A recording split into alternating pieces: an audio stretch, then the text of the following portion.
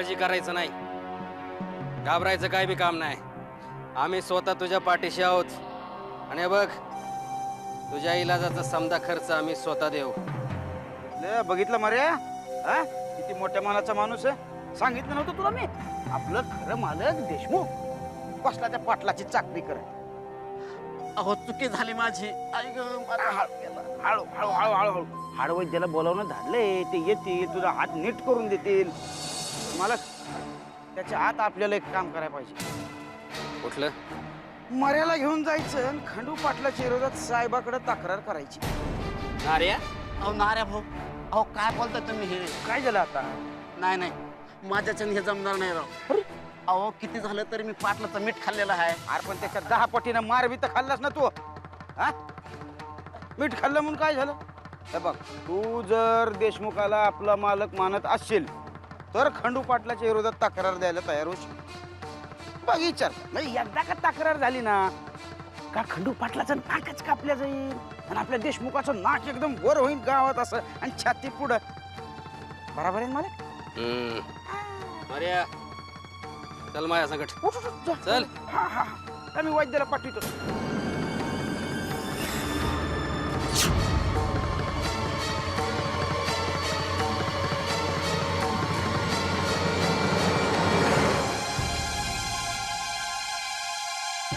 अहो, हां? जेवून घेता ना? महाराज घरी नसताना अन्न गोड कसं लागणार सांग? अहो असं काय करता? या पोटासाठी 2 घास खाऊन घ्या. महाराज परत घरी आले ना की जेवेन मी. काय हो, हे देशमुख आणि पाटलांमधलं वैर मिटवण्याचं महाराजांनी खरोखर मनावर घेतलं असेल का हो? असणार ना, कारण महाराजांची कोणतीच कृती व्यर्थ नसते. महाराज खंडू पाटलाच्या घरी जे गेलेत ना, तर त्याच्या मागे नक्की कोणतं तरी कारण, कोणता तरी विचार असणार आहे. अहो महाराजांच्या लाख मनात असेल या 2 कुळांचं भलं व्हावं, यांचं आपसातलं वैर मिटावं. पण या दोघांच्या मनात तसा विचार नको. महाराज त्यांच्या मनाची तयारी करून घेणार आहेत. अगं महाराज आहेत ते, त्यांच्यासाठी अशक्य असं काहीच नाही. अहो देशमुखांची इच्छा होती की महाराजांनी त्यांच्या घरी येण्याचं निमंत्रण प्रथम स्वीकारावं, पण महाराज खंडू पाटलांकडे गेले. आता कुस्ती हरल्यामुळे आधीच चिडलेले देशमुख या झाल्या प्रकारामुळे या दोघांमधलं वैर आणखी चिघळतं की काय असं वाटायला लागलंय. आणि असं झालं ना तर सगळ्या गावच्या डोक्याचा ताप वाढेल बघा. नाही, महाराज तसं होऊन देणार नाहीत. अगं तू का थांबलीस? जा जेवून घे ना. यापूर्वी कधी जेवलंय का मी तुमच्या आधी? तसं जरी असलं तरी आज जेवून घे, जा. नको, तुमचं होऊ दे सावकाश, मग मी नंतर जेवेन. नाऱ्या, अरे बोल की, असं मान खाली घालून का उभा राहिलास? बोलाव का नाही बोलाव हा प्रश्न पडला ना मला. बोलाव तर तुम्ही वड्याचं तेल वांग्यावर काढणं, नाही बोलाव तर तुमच्याशी बैमानी पण करवाना ना. नाऱ्या, आता जे काय बोलायला आलायस ते बोलतोस की हाणू? ही हाणच, हाणू हाणू हाणू मारू, त्या मर्याला हाणं तुमच्या अंगाशी येणार आहे आता. म्हणजे तो मेला बिला की काय? याला बिला नाही अजून, हाय जिता. आपण किती मारलं पाटील त्याला, हा हात मोडून ठेवला त्याचा. तिकडे त्या देशमुखानं त्यामुळे तुमच्या सरण्याची तयारी चालवली. म्हणजे पोलिसात तक्रार करतोय तुमच्या विरुद्ध. काय? आता कुकाजी पाटील होते तर घेतला तुमचा मात चालून. नाऱ्या, मी नाही हा, लोक म्हणायला लागलेत असं. लोक म्हणतात का बा कुकाजी पाटील होते तेव्हा या खंडू पाटलाचा घेतला मात चालून. आता त्याचं काही खरं नाही. ते देशमुख त्याला ह्या मऱ्याच्या मारहाण प्रकरणी धडतक गेला. मालक, अहो मालक, मालक, अहो पण मला भ्या वाटतंय हो. ए मर्या, आता कशा पाय घाबरतोयस तू? हा, खंडू पाटलान तुला चोपलाशी तक्रार दिली का नाही आपण आत्ताच? तो अधिकारी काय म्हणला ऐकलं नाहीस वय तू? तो म्हणला 2 दिवसात कारवाई करून पाटलाला ताब्यात घेतो म्हणून. आता पाटील जाणार आहे तुरुंगात, तू कोणाला घाबरतोयस? अहो पाटील जाणार तुरुंगात याचीच भीती वाटते. अहो खंडू पाटील एकटा नाही, त्याचे भाव आहेत त्याच्या संगती. माझ्या तक्रारीवरून खंडू पाटलाला तुरुंगात जावं लागलं म्हणून त्याच्या भावाचा राग काढतील माझ्यावर. अरे काय होत नाही, आम्ही कशासाठी आहोत मग? कुणाच्या पिशात नाही तुझ्या केसाला बी धक्का लावायची. लय झाली त्या पाटलाची अरे रावे. तू जे काय केलेस ते बरोबरच केलेस. आता सरकार बरोबर चाप लावतंय का नाही बघ त्या पाटलासनी. मालक पण अजून पण आहेच का? हे बघ मर्या, आता माघार घ्यायची नाही. एकदा का तलवार उपसली की परत मी अनाथ ठेवायची नाही. या पाटलाला संपूर्णच आता शस्त्र खाली ठेवायची. होय मालक. आणि मर्या, जर दगा दिलास, तक्रार माग घेतलीस तर एक वेळ पाटील तुला माफ करल, पर माझ्याशी कायमचं वैर करशील. आणि मी माझ्या वैऱ्याला कधी बी माफ करत नाही. होय मालक. चल निघ आता. काळजी घे. वैद्य बुवा येतील तुझ्या घरी. हात पुरता बरा होईस तर नीट आराम करायचा. हा? होय मालक. आणि पोटाला काय लागलं तर आमच्याकडनं घेऊन जा. निघ आता. जी चलतो मालक.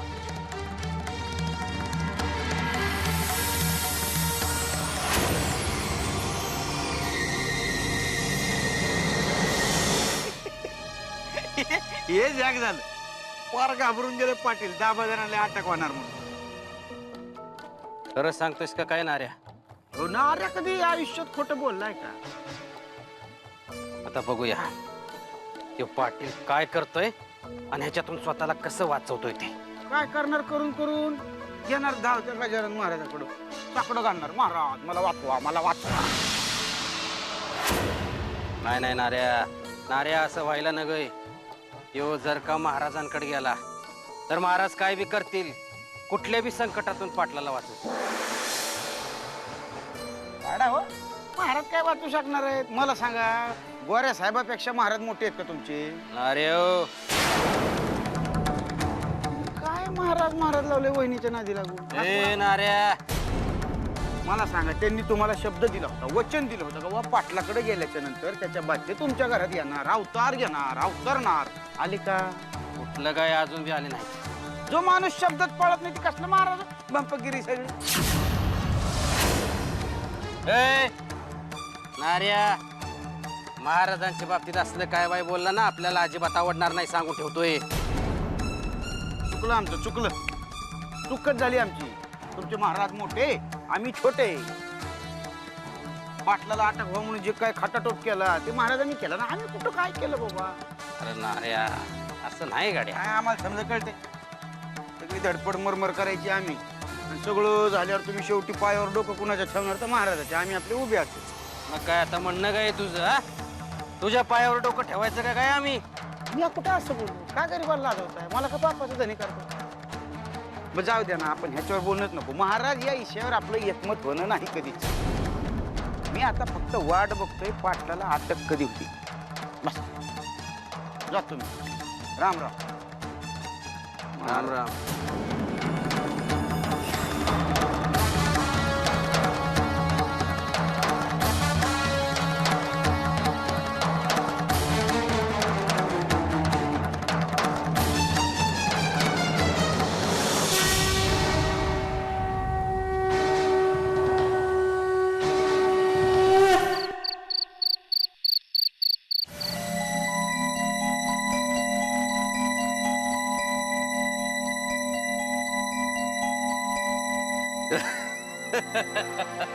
काय कारभारनी?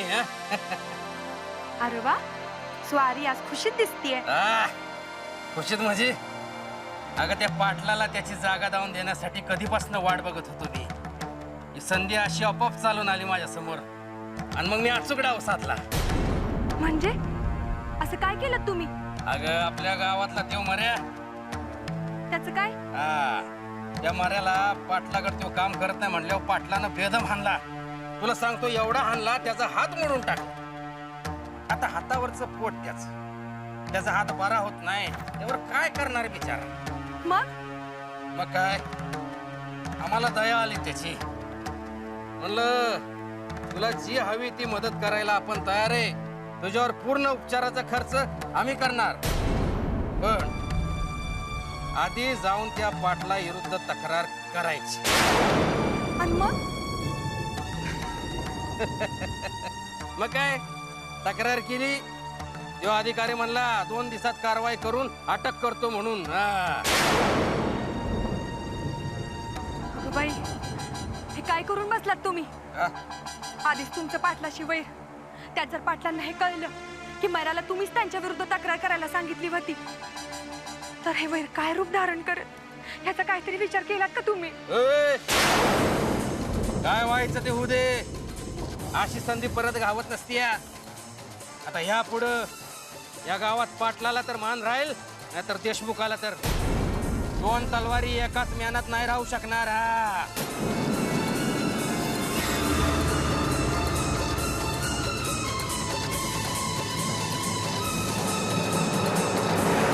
असा डाव साधला देशमुखानं.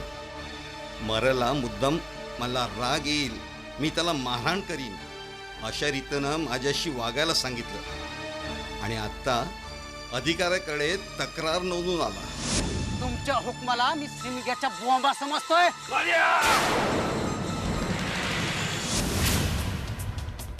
पण जर ह्या गोष्टीचा बबरा गावभर झाला ना, तर काय करायचं याचा विचार करून ठेवा आधी.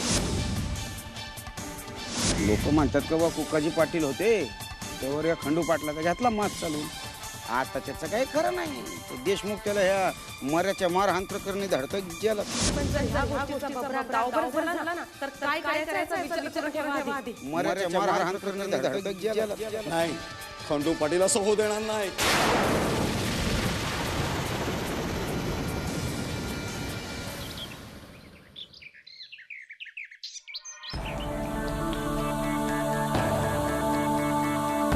काय हो, रात्रभर झोप लागलेली दिसत नाही तुम्हाला?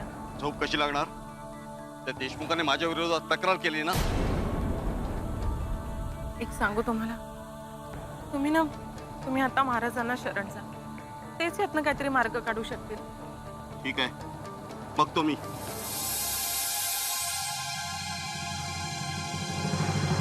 त्या देशमुखाने कसली वेळ आणली आपल्यावर. राजासारख्या गावात फिरायचो आम्ही आणि या चोरासारखं घरात लपून बसावं लागतंय. मी एक सांगू तुम्हाला, जोपर्यंत तुमचं आणि त्या देशमुखांचं हे वैर कायमचं मिटत नाही ना, तोपर्यंत आपल्या जीवाला काही शांती मिळायची नाही. कधी तुम्ही वरचढ ठरणार, तर कधी ते देशमुख. आणि तुम्हा दोघांच्या चढाओढीमध्ये इथे आमच्या जीवाला घोर लागून राहिला नसतो. मिटवा हो ही भांडणं, एकदाची कायमची मिटवा. महाराजांना मध्यस्थी करा आणि वैर मिटवा आता आहे. ते शक्य नाहीये वहिनी. आम्ही हातामध्ये बांगड्या नाही भरलेल्या, गावचे पाटील आहेत आम्ही.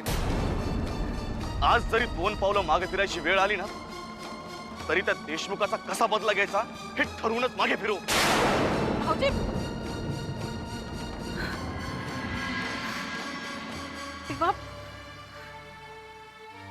कसं मिटवू यांचं भांडण मी? परमेश्वरा, तूच काहीतरी मार्ग काढ रे आता.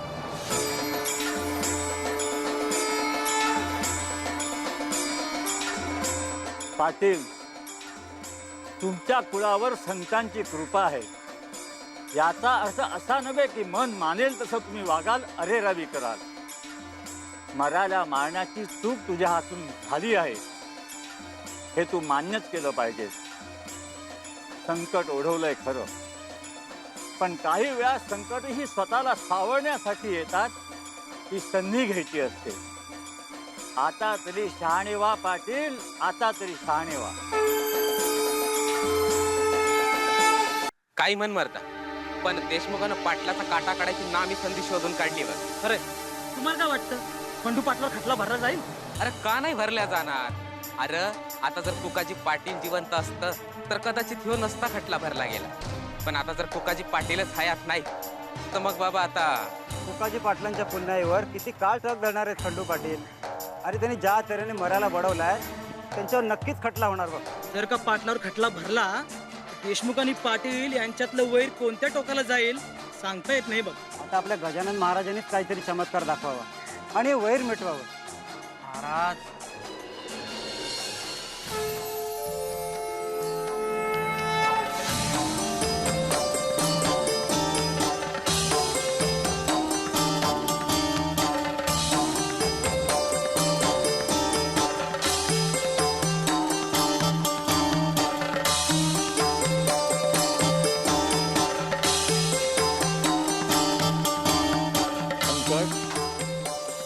तुझी संपत्ती नाही, सावकारीतील वस्तू नाही, की आम्हाला तू केव्हाही घेऊन जाशील. आम्हाला शोधायला माणसं पाठवतोस. आमची तुझ्या घरी राहायची इच्छा नाही, कारण तुझ्या घरची रीत बरी नाही.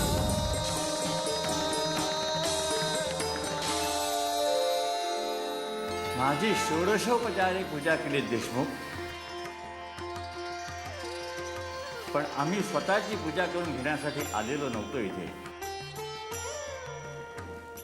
महाराज, आम्ही ज्या ज्या ठिकाणी जातो त्या त्या ठिकाणी लोक आमची पूजा करतात, पण त्या त्या ठिकाणी जाण्याचा आमचा हेतू वेगळा असतो.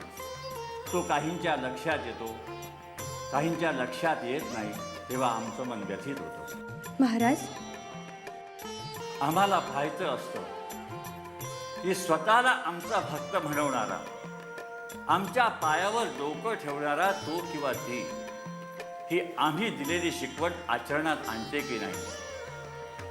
पण जेव्हा ती शिकवण आचरणात आणलेली आम्ही पाहत नाही, तेव्हा आम्हाला फार वाईट वाटतं. मग पांडुरंगाला आम्ही प्रश्न विचारतो, हे पांडुरंगा, ज्यांच्या उद्धारासाठी तू आम्हाला पृथ्वीतलावर पाठवलंस, ती लोक आमचं ऐकत नाहीत, गुरुवचन पाळत नाहीत. मग या जगात आमच्या असण्या नसण्याने काय फरक पडणार आहे? पांडुरंगा, तुझ्या आज्ञेने आम्ही हा देह जो धारण केला आहे तो तुझ्या चरणी का अर्पण करू नये? असं का म्हणताय महाराज? आमच्या वागण्यात आपल्याला काही वावगं आढळलं का? महाराज, आपण काही दिवस आमच्याकडे वास्तव्य करायला यावं अशी आमची इच्छा आहे, आणि आमची ही इच्छा आपण पुरी करावी अशी विनंती मी आपणास करते. जरूर पुरी करू, पण आमची एक अट आहे. जो कोणी भक्त आमच्या भेटीला येईल त्याला तुम्ही सन्मानाने वागवाल. अतिथी देवो भव. घरी आलेल्या पाहुण्याचा अपमान करण्याचा प्रमाद देशमुखाकडनं कधीही घडणार नाही. गण गण गणात बोते, गण गण गणात बोते, गण गण गणात बोते, गण गण गणात बोते.